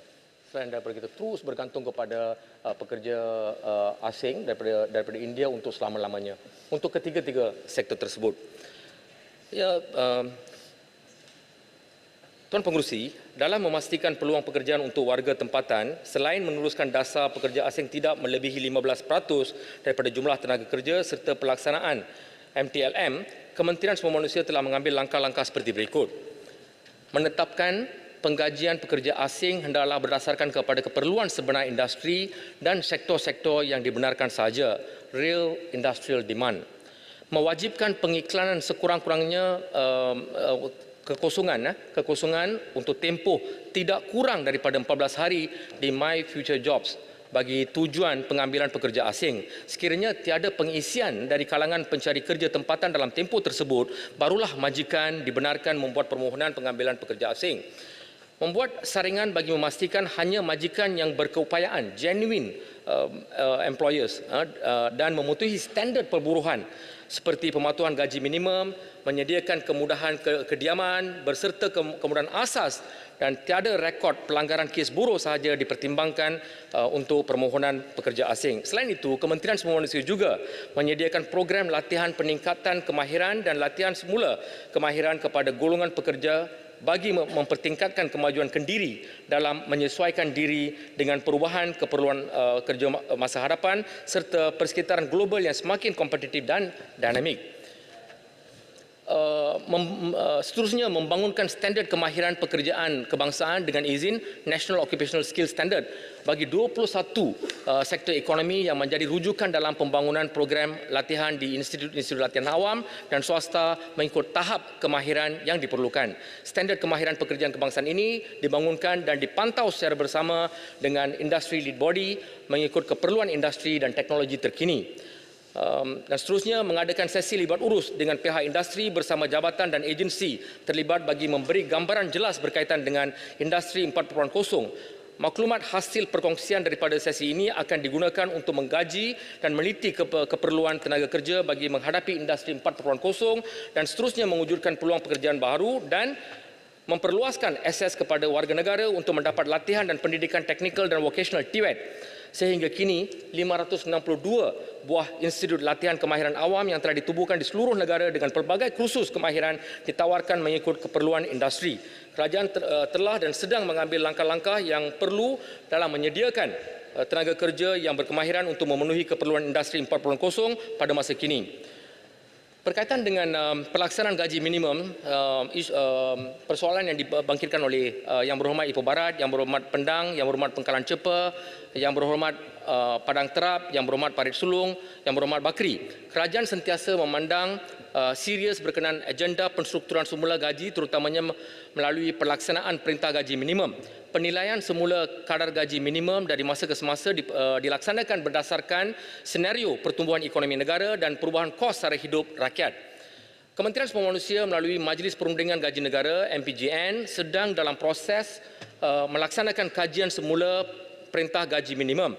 Kajian semula ini perlu dilaksanakan sekurang-kurangnya sekali dalam tempoh 2 tahun selaras dengan keperluan Akta Majlis Perundingan Gaji Negara 2011, Akta 732, Seksyen 25. Pelaksanaan kajian semula ini penting dalam usaha memastikan pelarasan Perintah Gaji Minimum yang dibuat adalah bersifat evidence-based policy. Kajian ini dilaksanakan melalui kaedah empirical kajian lapangan, pengumpulan data primer, dapatan daripada analisa data prima kajian lapangan ini merupakan input penting dalam usaha penilaian kadar gaji minimum. Bagi memperkukuhkan kajian ini, analisis kuantitatif berdasarkan data-data pentadbiran daripada pelbagai agensi termasuk Jabatan Perangkat Malaysia, Kementerian Kewangan, Bank Negara Malaysia, SME Corp dan juga daripada Kementerian Sumber Manusia sendiri dilaksanakan. Ini bertujuan menilai keupayaan ekonomi dan impak terhadap pasaran buruh negara dalam menetapkan kadar baru gaji minimum. Penentuan kadar gaji minimum dalam kajian semula ini juga mengambil kira indikator-indikator sosioekonomi seperti pendapatan garis kemiskinan PGK dan penengah gaji atau median wage dengan izin yang menggambarkan keupayaan majikan untuk membayar gaji, kadar pengangguran, produktiviti buruh dan perubahan indeks harga pengguna yang mencerminkan kos sara hidup. Untuk makluman Dewan Yang Mulia, sehingga kini fasa pelaksanaan kajian semula telah siap 80%. Jawatan Kuasa Teknikal Perundingan Gaji Negara JTPGN telah melaksanakan perundingan awam dan 15 sesi libat urus di seluruh negara. Pada masa sekarang, JDPJN sedang dalam proses menyediakan laporan dapatan daripada kajian tersebut. Sesi libat urus untuk bersifat melibatkan majikan, pertubuhan majikan, wakil pekerja, kesatuan sekerja dan orang awam bagi mendapatkan input dan maklumat berkaitan. Sesi ini penting dalam usaha mendapatkan input secara kolektif sebagai asas penetapan kadar gaji minimum. Seperti yang kita sedia maklum, pasaran buruh negara merupakan ekosistem dinamik yang melibatkan perubahan dalam struktur guna tenaga. Selaras dengan perubahan ini, kajian impak dilaksanakan bagi tujuan mengkaji perluasan skop pemakaian gaji minimum kepada komponen-komponen guna tenaga yang lain. Hormat Tanti Speaker, minta laluan Menteri boleh? Boleh. Saya tengok time Menteri pun tak sampai 3 minit dah. Dua perkara yang saya sebutkan tadi, yang berhormat Menteri. Pertamanya mengenai cadangan supaya dibuat pembesaran kapasiti EdTech Kulim yang mempunyai potensi yang besar untuk menjadi peneraju TVET di kawasan wilayah utara. Keduanya menggunakan HRDF Corp, dana yang begitu besar untuk kita majukan atau jayakan agenda TVET Malaysia. Yang berhormat Kubang Arsu, terima kasih. Berkaitan dengan EdTech, Yang Berhormat telah pun menjemput saya untuk datang dan saya juga telah beritahu kepada Yang Berhormat pada hari itu bahawa saya akan datang dan saya akan mungkin pada awal tahun hadapan saya akan melawat EdTech dan mungkin kita boleh bincang dengan lebih terperinci berkaitan dengan apa yang boleh kita buat untuk mengembangkan EdTech di sana. Dan seterusnya berkaitan dengan penggunaan dana HRD Corp untuk TVET. Memang perkara ini telah pun dibincangkan dan ia juga dalam cadangan untuk pelaksanaan. Terima kasih Yang Berhormat. Berkaitan dengan penggiat gig, isu yang dibangkitkan oleh Yang Berhormat Pangkalan Cepa dan Yang Berhormat Tenggara. Kerajaan sentiasa menggalakkan pekerja gig mencarum di dalam skim keselamatan sosial pekerjaan sendiri SKSPS dengan mengadakan kerjasama strategik dengan Kementerian Pengangkutan MOT bagi memandatorikan caruman di bawah SKSPS sebelum pemandu mendapat lesen atau memperbaharui lesen memandu vokasional yang dikeluarkan oleh Jabatan Pengangkutan Jalan JPJ. Selain itu, mengadakan sesi libat urus berterusan bersama penyedia platform gig di Malaysia dalam memastikan jaringan perlindungan keselamatan sosial ke atas orang bekerja sendiri di bawah selian mereka seperti Grab, Foodpanda dan McDonald.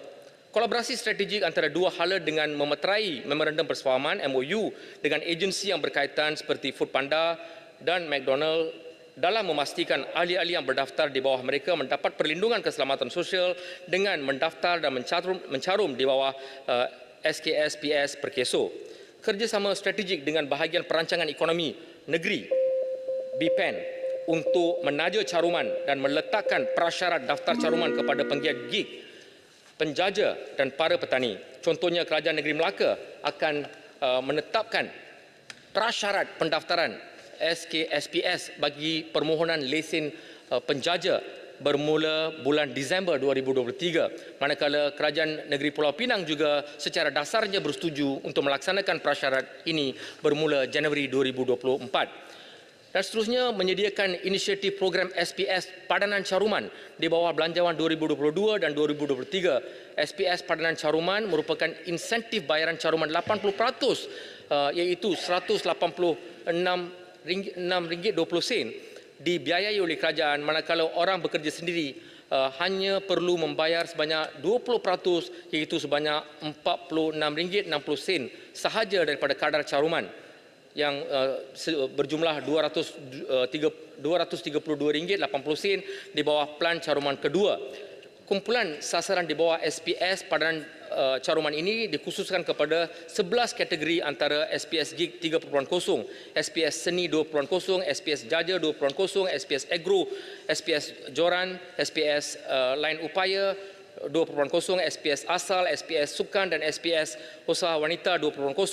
Berdasarkan statistik Perkeso, dari tempoh Januari hingga 10 November 2023 seramai 191,367 OBS telah menikmati insentif di bawah program SPS Padanan Caruman. Melaksanakan program SPS Padanan Caruman ini telah dilanjutkan dalam Belanjawan 2024 yang mana insentif Belanjawan Caruman telah ditingkatkan kepada 90%, iaitu RM209.50 dibayar oleh kerajaan, manakala orang bekerja sendiri OBS hanya perlu membayar sebanyak 10% ataupun RM23.30 sahaja daripada kadar caruman RM232.80 di bawah pelan caruman kedua. Menteri perlukan 1 minit lagi. 10 minit boleh? 10 minit? Ya. Okey, set 10 minit.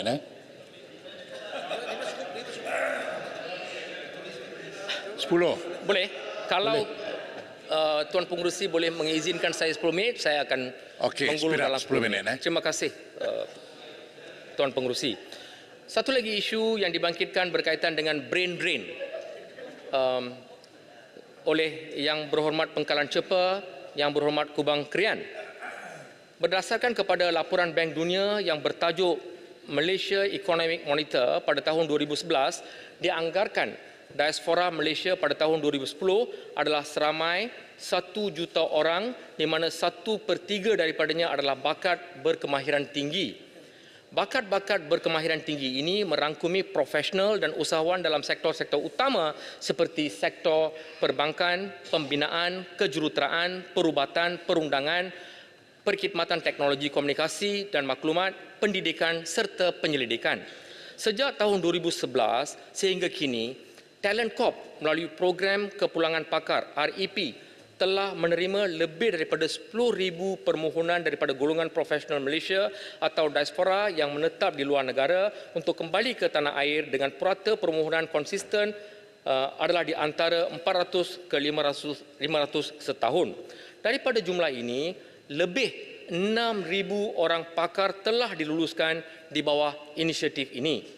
Menyedari perkembangan globalisasi di mana perbincangan brain drain kini telah berevolusi kepada brain circulation. Usaha Talent Corp melibatkan diaspora kini diperluaskan melangkaui usaha untuk memudah cara kepulangan mereka kepada mengoptimumkan sumbangan mereka walau di mana mereka berada. Satu struktur yang strategik sedang dibangunkan di bawah inisiatif Malaysia AdHeart atau MyHeart untuk merealisasikan aspirasi ini. Pembangunan inisiatif ini adalah berdasarkan kepada hasil dapatan kajian selidik yang telah dilaksanakan dalam kalangan diaspora Malaysia pada awal 2021, di mana 92% daripada diaspora bersedia untuk menyumbangkan kepada negara dalam pelbagai kapasiti, manakala 85% lagi bersedia untuk kembali ke Malaysia.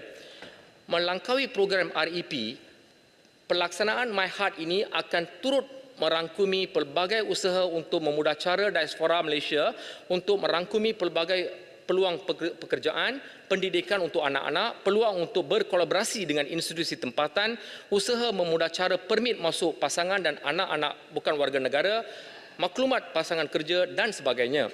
MyHeart Career and Facilitation Fest, MyHeart Cafe ini berperanan sebagai jambatan di antara bakat global Malaysia di luar negara dan syarikat-syarikat bereputasi tinggi di Malaysia. Program ini akan merupakan program tahunan anjuran Talent Corp, telah menarik perhatian lebih 1,000 diaspora sejak tahun 2022 dan sebanyak 47 syarikat daripada pelbagai sektor yang menawarkan lebih daripada 2,000 peluang pekerjaan, antaranya EY, CIMB, PwC, Citigroup, Shell, Bank Negara dan Gamuda Berhad.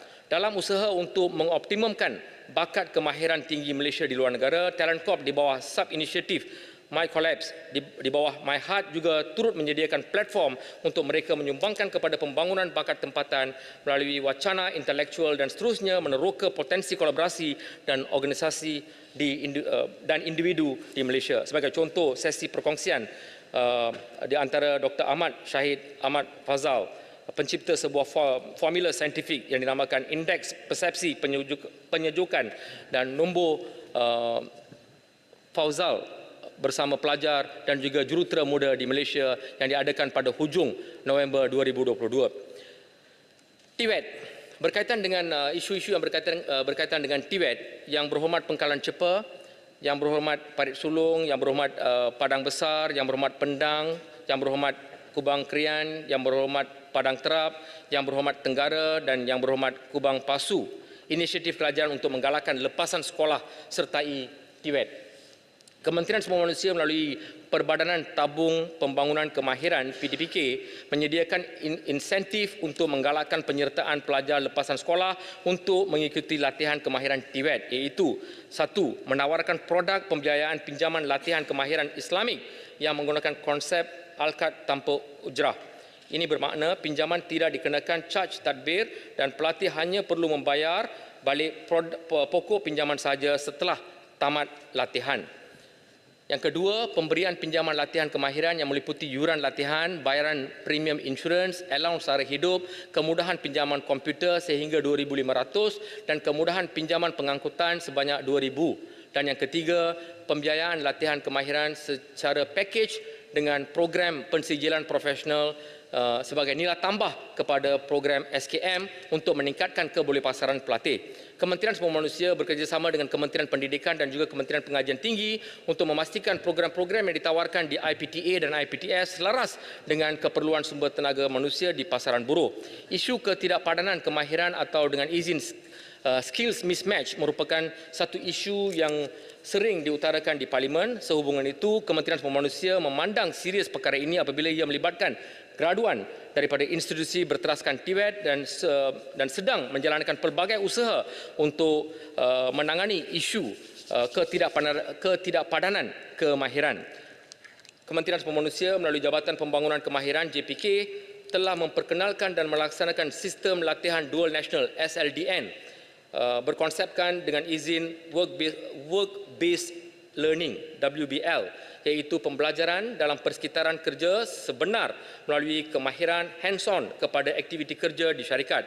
Latihan SLDN merangkumi dua situasi pembelajaran, iaitu 70% hingga 80% latihan praktikal di syarikat yang bertauliah dan 20 hingga 30% latihan teori di pusat latihan SLDN. Program SLDN ini telah mengeluarkan ribuan graduan berasaskan standard kemahiran pekerjaan kebangsaan ataupun dalam singkatannya NOS dengan izin National Occupational Skills Standard.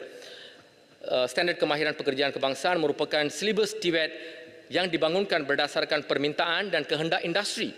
Ia merupakan rujukan utama kepada semua institusi latihan kemahiran bagi menjalankan latihan kemahiran. Sehingga kini sebanyak 2,072 NOS telah dibangunkan. Badan Peneraju Industri ILB. Selain itu, Kementerian melalui JPK telah menubuhkan beberapa badan peneraju industri atau Industry Lead Body ILB. ILB merupakan organisasi pemacu sesebuah sektor industri yang dilantik oleh Kementerian Semua Manusia bagi melaksanakan fungsi-fungsi mengikut keperluan JPK, antaranya untuk melaksanakan analisis pekerjaan mengikut sektor industri yang ditetapkan dan membangunkan NOS baru serta mengkaji semula NOS sedia ada bagi sektor industri yang berkaitan. Yang seterusnya, program latihan industri berstruktur nasional MySIP. KSM melalui Talent Corp pula sedang giat menjalankan program latihan industri berstruktur nasional MySIP. MySIP merupakan inisiatif kerajaan untuk memberi peluang latihan industri berkualiti kepada graduan tempatan di samping insentif potongan cukai berganda kepada pihak industri. Pelatih latihan industri yang menyertai MySIP layak menerima allowance latihan industri berbayar 500 untuk SKM 1 hingga 4 dan RM 600 untuk SKM 5, diploma dan ijazah. Melalui MySIP, bakat muda diberi pendedahan awal kerjaya dan padanan kemahiran yang diperlukan oleh industri. Sejak dilaksanakan bermula 2012, MySIP telah berjaya memberi manfaat kepada lebih 120,000 bakat muda tempatan dan kolaborasi Industri Academia Collaboration IAC.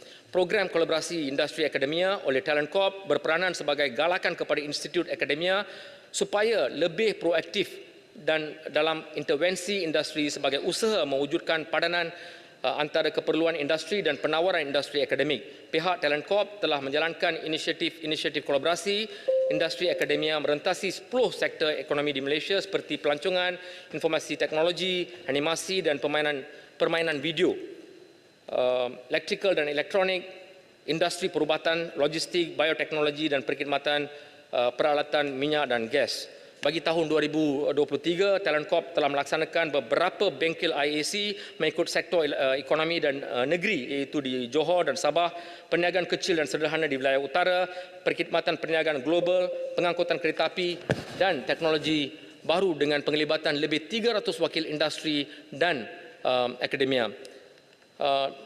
Portal My Future Jobs.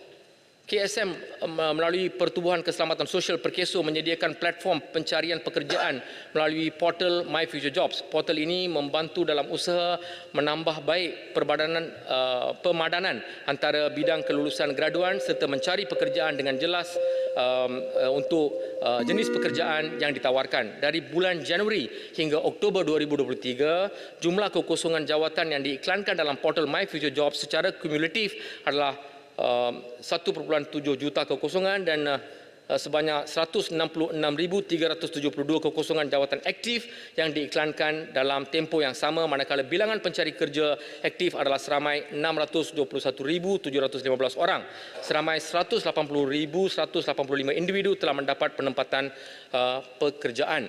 Dan akhir sekali, Tuan Pengerusi, pelaksanaan Tafiz TVET. Pada masa ini, tiada sebarang ketetapan yang dibuat oleh kerajaan agar semua pusat-pusat tafiz awam dan swasta untuk berdaftar perlu mempunyai modul berkaitan TVET bagi tujuan laluan kerjaya. Penerapan modul berkaitan TVET kepada para pelajar tafiz dilihat sebagai satu nilai tambah yang amat signifikan dalam membantu lepasan tafiz merencanakan dan meluaskan skop kerjaya mereka. Kementerian Sumber Manusia melalui Majlis Pembangunan Kemahiran Kebangsaan MPKK telah menubuhkan jawatan kuasa kerja pembangunan tafiz TVET yang berperanan membantu dan menasihati institut tafiz dalam memperkasakan kurikulum, bahan pengajaran dan pembelajaran, peningkatan kompetensi pegawai dan aspek pensijilan. Tuan Pengerusi, ada banyak lagi tetapi oleh kerana Tuan Pengerusi, satu ya. Sebab Yang Berhormat tak jawab soalan saya. Kerana Yang Berhormat kata nak jawab secara bertulis pun boleh. Iaitu apakah status terkini penubuhan Suruhanjaya Ekonomi GIG Malaysia yang kerajaan telah umumkan, dan sebelum Suruhanjaya ditubuhkan, apakah perlindungan yang boleh diberikan kepada pekerja-pekerja GIG yang sekarang ini bebas, terbuka, dan kita bimbang mereka ini mungkin dibuli dengan izin oleh majikan. Terima kasih Yang Berhormat Harau. Untuk makluman Yang Berhormat Harau, pada ketika ini Kementerian Sumber Manusia sedang merangka garis panduan untuk penggiat GIG, dan ada juga cadangan kerajaan untuk menubuhkan Suruhanjaya GIG, dan perkara ini juga akan dibawa kepada perhatian Kabinet tidak lama lagi. Terima kasih Yang Berhormat. Dan untuk menjawab soalan-soalan lain yang dikemukakan oleh ahli-ahli Yang Berhormat yang lain, saya akan menjawab secara bertulis. Terima kasih Tuan Pengerusi. Baik. Yang Berhormat, masalah ialah bahawa wang sejumlah RM859,552,900 untuk kepala B46 anggaran perbelanjaan mengurus 2024 jadi sebahagian daripada jadual hendaklah disetujukan. Ahli yang bersetuju kata bersetuju. Yang tidak kata tidak. Lebih suara bersetuju. Kepala B46 jadi sebahagian daripada jadual. Masalah ialah bahawa perbelanjaan di bawah kepala P46 anggaran perbelanjaan pembangunan 2024 diluluskan. Ahli yang bersetuju kata bersetuju. Yang tidak setuju kata tidak. Lebih suara bersetuju. Perbelanjaan di bawah kepala P46 jadi sebahagian daripada anggaran perbelanjaan. Majlis Persidang semula sebagai majlis mesyuarat.